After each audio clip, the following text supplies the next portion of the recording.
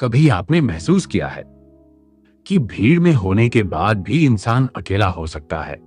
चारों तरफ लोग होते हैं, घर वाले, दोस्त, सोशल मीडिया पर हजारों चेहरे, लेकिन फिर भी अंदर एक अजीब सी खाली जगह महसूस होती है। एक ऐसा सन्नाटा जिसे कोई और सुन नहीं पाता। अकेलापन सिर्फ एक भावना नहीं है, ये धीरे धीरे इंसान के दिमाग, सोच, आदतों और यहां तक कि शरीर को भी बदलने लगता है। आज हम समझेंगे कि लोनलीनेस सिर्फ दिल को नहीं, दिमाग को भी बदल देती है और कई बार इतना चुपचाप बदलती है कि इंसान को खुद भी पता नहीं चलता। अकेलापन आखिर होता क्या है? सबसे पहले एक बात समझना जरूरी है, अकेले होना और अकेलापन महसूस करना दोनों एक चीज नहीं है।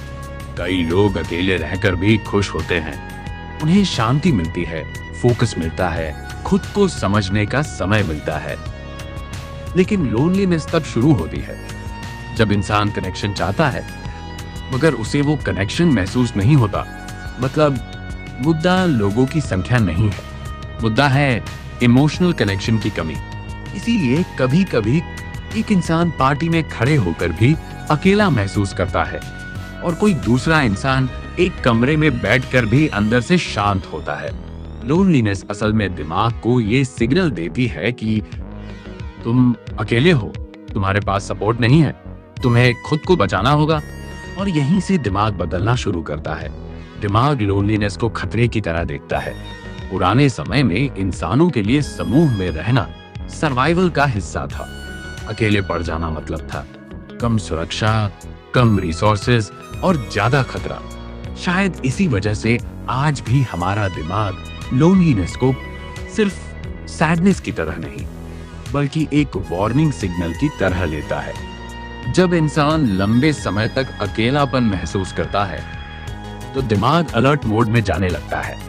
वो हर चीज को थोड़ा ज्यादा सीरियसली लेने लगता है। छोटी बात भी रिजेक्शन लगने लगती है। किसी का मैसेज लेट आए तो दिमाग तुरंत नेगेटिव मीनिंग निकाल सकता है। शायद वो मुझसे बात नहीं करना चाहता, शायद मैं इंपॉर्टेंट नहीं हूं, शायद सब लोग मुझे इग्नोर कर रहे हैं। यानी लोनलीनेस दिमाग को न्यूट्रल चीजों में भी खतरा ढूंढने की आदत डाल सकती है। ओवरथिंकिंग क्यों बढ़ जाता है?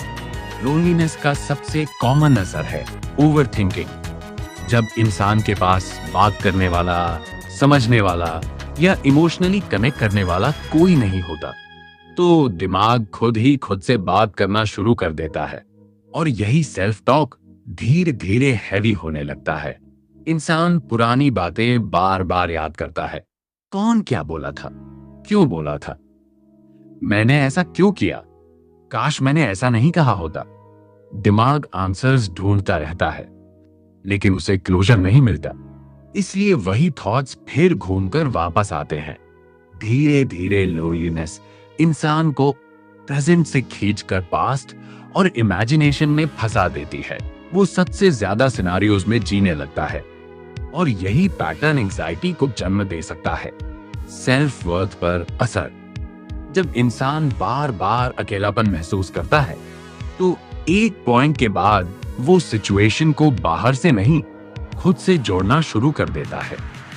वो सोचता है शायद मुझ में ही कुछ कमी है, शायद मैं इंटरेस्टिंग नहीं हूं, शायद लोग मुझे पसंद नहीं करते, शायद मैं डिजर्व ही नहीं करता कि कोई मेरे साथ रहे। यही लोनलीनेस सबसे डेंजरस मोड़ लेती है क्योंकि अब ये सिर्फ अकेले होने का दर्द नहीं रह जाता, ये सेल्फ वर्थ को चोट पहुंचाने लगता है। इंसान खुद को कम समझने लगता है, अपनी वैल्यू पर डाउट करने लगता है और धीरे धीरे उसका कॉन्फिडेंस गिरने लगता है। बाहर से वो नॉर्मल दिख सकता है लेकिन अंदर उसका दिमाग लगातार उसे कमजोर बना रहा होता है। सोशल फियर कैसे बनता है? अजीब बात यह है कि जितना ज्यादा इंसान लोनली फील करता है कई बार उतना ही सोशल सिचुएशन से डरने लगता है। क्यों? क्योंकि दिमाग अब कनेक्शन को सेफ चीज नहीं बल्कि पॉसिबल पेन की तरह देखने लगता है। वो सोचता है अगर मैं बात करूंगा और सामने वाला इग्नोर कर देगा तो, अगर मैं खुलकर बोलूंगा और लोग जज करेंगे तो, अगर मैंने फ्रेंडशिप की कोशिश की और फिर से दूर कर दिया गया तो। इसलिए कई लोनली लोग लोगों के बीच जाने की इच्छा रखते हुए भी खुद को पीछे खींच लेते हैं। वो कनेक्शन चाहते हैं मगर रिजेक्शन से डरते हैं, और यहीं एक पेनफुल साइकिल शुरू होती है। अकेलापन, दर्द हुई और ज्यादा अकेलापन, यानी लोनलीनेस सिर्फ दर्द नहीं देती, वो खुद को और बढ़ाने का रास्ता भी बना लेती है। मेमोरी और अटेंशन पर असर। लंबे समय तक लोनलीनेस रहने पर दिमाग की फोकस करने की क्षमता भी प्रभावित हो सकती है। इंसान जल्दी डिस्ट्रैक्ट होने लगता है, काम में मन नहीं लगता, किताब पढ़ते पढ़ते ध्यान कहीं और चला जाता है, वीडियो देखते हुए भी अंदर थॉट्स चलते रहते हैं, क्योंकि दिमाग का एक हिस्सा लगातार इमोशनल पेन प्रोसेस कर रहा होता है। ऐसा इंसान कई बार छोटी छोटी बातें भूलने भी लगता है, क्योंकि उसका माइंड ऑलरेडी ओवरलोड में होता है। यानी लोनलीनेस सिर्फ फीलिंग्स को अफेक्ट नहीं करती, ये अटेंशन, कंसंट्रेशन और मेमोरी पर भी असर डाल सकती है। इसीलिए कई लोग कहते हैं पहले जैसा फोकस नहीं रहा, कुछ करने का मन नहीं करता, दिमाग हर समय थका हुआ लगता है। ये सिर्फ लेजीनेस नहीं होती, कई बार ये इमोशनल आइसोलेशन का असर होता है। स्लीप और बॉडी पर असर। लोनलीनेस का असर सिर्फ दिमाग तक सीमित नहीं रहता, ये शरीर तक पहुंच जाता है। जब इंसान इमोशनली आइसोलेटेड फील करता है तो बॉडी स्ट्रेस मोड में ज्यादा रहने लगती है, और जब स्ट्रेस बढ़ता है तो स्लीप डिस्टर्ब होने लगती है। कुछ लोग देर रात तक जागते रहते हैं क्योंकि रात में लोनलीनेस ज्यादा महसूस होती है। कुछ लोग सो तो जाते हैं लेकिन गहरी नींद नहीं ले पाते। कुछ लोग सुबह उठते ही टायर्ड फील करते हैं, और जब नींद खराब होती है तो नेक्स्ट डे मूड भी खराब होता है, फोकस भी कम होता है, और इमोशंस को कंट्रोल करना भी मुश्किल हो जाता है। यानी लोनलीनेस एक इनविजिबल चेन रिएक्शन पैदा कर सकती है। Loneliness, stress, poor sleep, low energy, more negative thinking, और फिर इंसान और ज्यादा मेंटली एग्जॉस्टेड फील करता है। इंसान खुद से दूर होने लगता है। सबसे गहरा असर शायद ये होता है कि लोनलीनेस इंसान को धीरे धीरे खुद से भी दूर कर देती है। वो पहले जिन चीजों में खुशी महसूस करता था उनमें इंटरेस्ट कम होने लगता है। म्यूजिक अच्छा लगता था, अब बस नॉइज लगता है। लोगों से बात करना अच्छा लगता था, अब थका देता है। सपने थे, अब धुंधले लगते हैं। इंसान सिर्फ लोगों से डिस्कनेक्टेड नहीं होता, कई बार वो अपनी ही आइडेंटिटी से डिस्कनेक्टेड होने लगता है। उसे समझ नहीं आता कि वो पहले जैसा क्यों नहीं रहा, वो बदल क्यों गया। और सबसे पेनफुल बात, कई बार उसे लगता है कि अब शायद वो कभी नॉर्मल नहीं होगा। लेकिन सच ये है, ये बदलाव परमानेंट नहीं होते। दिमाग बदलता है तो वापस हील भी कर सकता है। क्या लोनलीनेस हमेशा बुरी होती है? हर अकेलापन बुरा नहीं होता। कभी कभी सॉलिट्यूड, यानी अपनी मर्जी से अकेले रहना, ग्रोथ दे सकता है, क्रिएटिविटी दे सकता है, सेल्फ अंडरस्टैंडिंग दे सकता है। लेकिन फर्क बहुत क्लियर है। सॉलिट्यूड में शांति होती है, लोनलीनेस में खालीपन होता है। सॉलिट्यूड में इंसान खुद को पाता है, लोनलीनेस में इंसान खुद को खोने लगता है। इसलिए जरूरी है कि हम दोनों चीजों को एक जैसा न समझें। हर चुप इंसान दुखी नहीं होता, लेकिन हर दुखी इंसान अपनी तकलीफ जाहिर भी नहीं करता। दिमाग वापस कैसे बदल सकता है?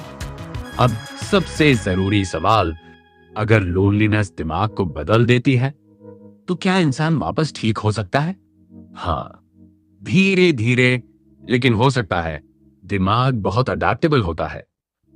जिस तरह रिपीटेड लोनलीनेस उसे नेगेटिव डायरेक्शन में बदल सकती है, उसी तरह रिपीटेड कनेक्शन, रूटीन, मीनिंग और केयर उसे हील भी कर सकते हैं। कभी कभी हीलिंग की शुरुआत किसी बड़ी चीज से नहीं होती, बस एक जेन्युइन कॉन्वर्सेशन से होती है। एक इंसान से जो सच में सुने, एक रूटीन से, एक छोटे स्टेप से, एक ऑनेस्ट मैसेज से, एक वॉक से, एक डायरी पेज से, एक कोशिश से। लोनलीनेस का इलाज हमेशा भीड़ नहीं होती, कई बार उसका इलाज होता है एक सच्चा कनेक्शन, और सबसे पहले वो कनेक्शन पॉइंट कभी कभी खुद अपने साथ बनाना पड़ता है। तो अगली बार अगर कोई इंसान बाहर से चुप, अलग या कोल्ड लगे, तो जरूरी नहीं कि वो एटीट्यूड दिखा रहा हो सकता है वो एक ऐसी लड़ाई लड़ रहा हो जो किसी को दिखाई नहीं देती। लोनलीनेस चिल्लाती नहीं है, वो धीरे धीरे अंदर जगह बनाती है। सोच बदलती है, दिमाग बदलती है, आदतें बदलती है और कभी कभी पूरा इंसान बदल देती है। लेकिन अच्छी बात यह है कि जिस दिमाग को लोनलीनेस बदल सकती है, उसी दिमाग को कनेक्शन, केयर और अंडरस्टैंडिंग वापस भी बदल सकते हैं। क्योंकि इंसान सिर्फ जीने के लिए नहीं बना, इंसान जुड़ने के लिए बना है।